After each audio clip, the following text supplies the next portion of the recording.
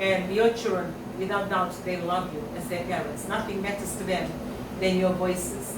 And when you're part of those moments of their lives, they will never ever forget. They will always remember. And it's, I mean, even if you haven't been doing it, or you say to yourself, oh, okay, I missed out. It's never too late to try.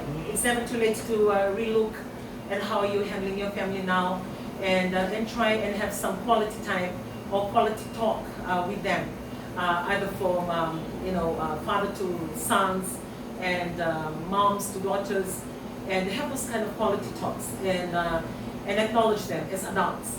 I have those kind of talks with my grandsons or my grandchildren. I will call them on the side individually. Or if we are going out for dinner, I will say, okay, I will sit with this one. Or if we're going for movies, I will sit with this one.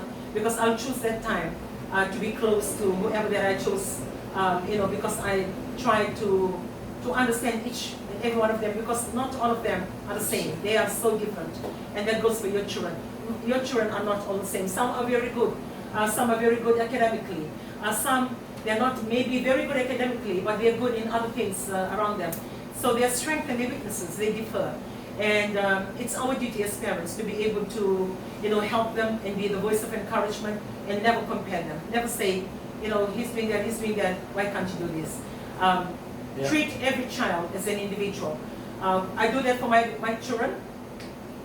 I give them a lot of freedom. Sometimes maybe I blame myself for giving them too much freedom. And also I give the same freedom to my grandchildren. And even this morning when I was praying, and I was really, just asking God and telling God, maybe I've given my grandchildren too much freedom. So there are a lot of things, when you see the results and then you begin to be convicted that you could have, should have. So those are learning processes. No one is perfect. No parenting is perfect. There is no training on parenting. And there is no guidelines. Some guidelines can be given on the book, but to make it relatable to your own profiled family, it's hard to find that match. But for us, because we believe in God and we worship God, we trust God mostly for that guidance on our children and now for our grandchildren. And it's our duty to play that.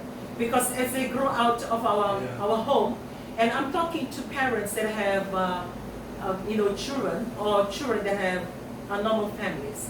And what about families where the children don't have any more parents, or they don't have grandparents, or they are just part of the extended family?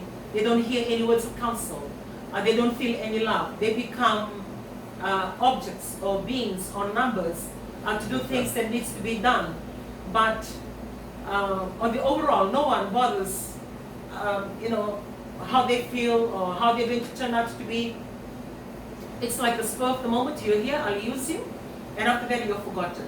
And you may be that child listening to me today, that you don't have anything to look forward to, or you don't have anybody to watch over you, or have anyone to have your back, like normal children that comes from a normal household have. And if you are, and you listen to us today, because I'm a believer and I trust in God, I would like to recommend trust in His God that can be the father to the fatherless. And He can help you in so many ways that in the physical essence that cannot be met. And that's the only assurance that I can give you. And also work hard and smart in everything that you lay your hands on. If other children say that they have an option, you say to yourself, I don't have an option. This is my most, and I must make it happen. So when you pick up something, you tell yourself, this must work. And you pray and you work hard and work smart to make it work. Because you can't afford, just to treat it with a casual attitude. And that's one thing that I continuously, which I think I feel with my grandchildren, that conviction that I want to drive in their lives. Because they come from a broken home, or I would say that they come from a family that the parents are not together, that I try to push them far and provide as much that they will pick up pieces and work hard. And sometimes they get comfortable with the condition that I've created, and then they don't work as hard as I would want them to be.